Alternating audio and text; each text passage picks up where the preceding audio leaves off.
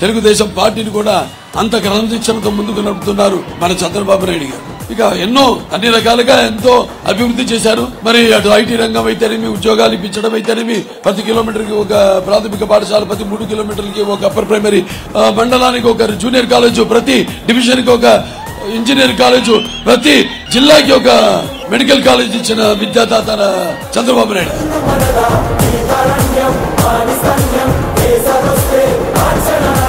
ఎవరు విని కని ఎరుగని పథకాల్ని ప్రవేశపెట్టింది నందమూరి తారక రామారావు గారు.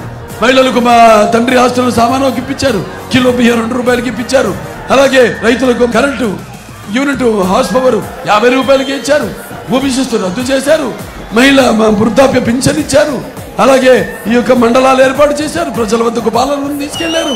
ఆంధ్ర రాష్ట్రంలో బడుగు బలహీన వర్గాలు, వెనుకబడిన తరగతులు, తాడిత పీడిత కులాలు, మైనారిటీలు ఎవరైతే ఈ అధికారంలో ఉన్న పదవులకు దూరంగా ఉన్నారో వాళ్ళందరికీ చేయూతనిచ్చి అధికారంలో ఉన్న పదవులతో అలంకరించి వారిని గౌరవించిన మహానుభావుడు నందమూరి తారక రామారావు గారు.